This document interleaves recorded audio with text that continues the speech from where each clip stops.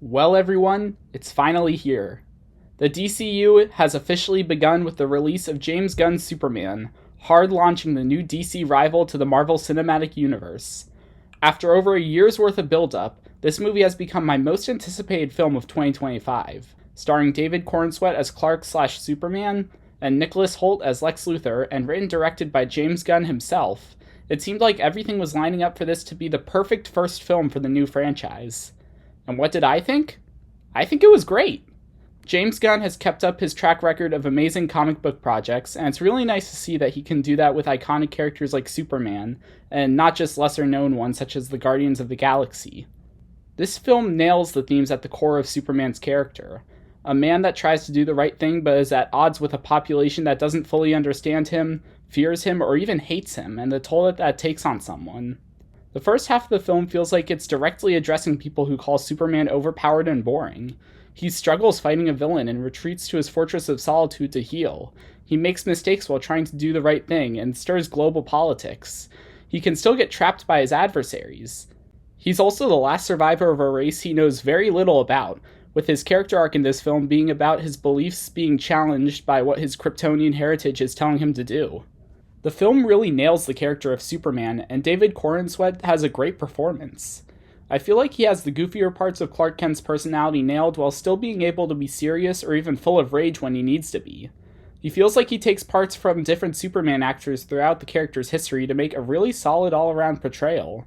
But a hero is only as good as his villain, of course, and holy heck is Lex amazing in this movie! This is probably the most despicable version of Lex that I've seen so far, being full of rage, envy, and contempt for Superman, while also being petty to the heroes and charismatic to the public. He does so many little things to get under the skin of Superman and his allies that are just cruel, and I love it. It also helps that I like Nicholas Hoult as an actor a lot, but really I haven't seen a Lex Luthor test Superman's patience this much since the DCAU iteration, and if you know me, that's some high praise. Those two are definitely the highlights of the film in terms of characters. Everyone else is pretty solid, but there's a lot of them, so they really all fight for screen time.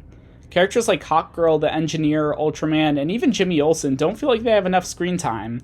However, I will say that Jimmy was done really well, and I just wish he interacted more with Clark.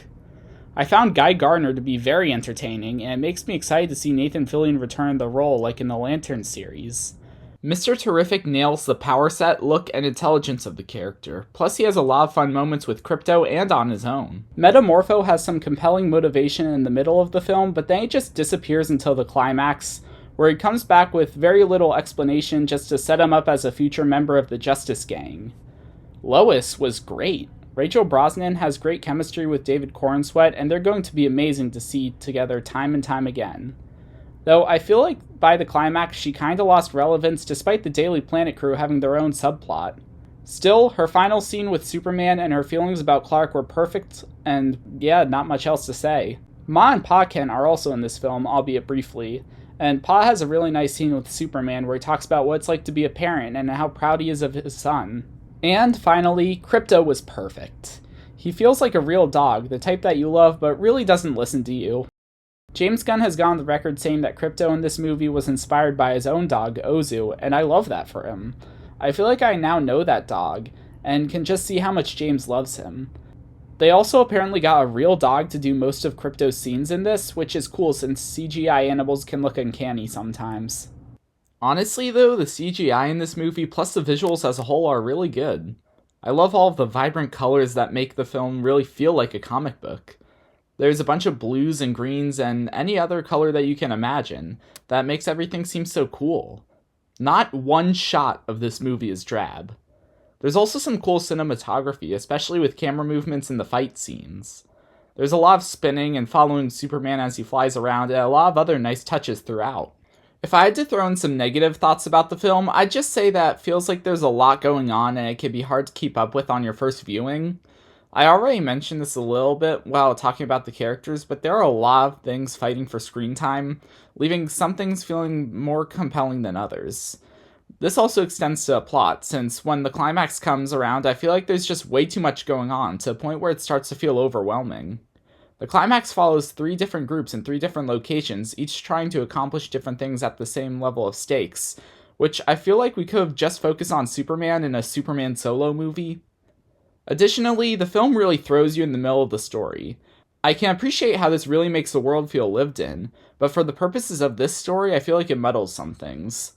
Like, there's a twist related to one of the side villains in the third act, which makes sense if you're a DC nerd like me and know who the character is in the comics, but the film does very little to set up the twist, and the explanation that Lex provides while taunting Superman calls back to all of his past fights, none of which we really see on film. You kind of have to go into this already knowing a decent amount of DC lore, and just be ready to accept any wacky idea that gets thrown your way otherwise, which I don't love.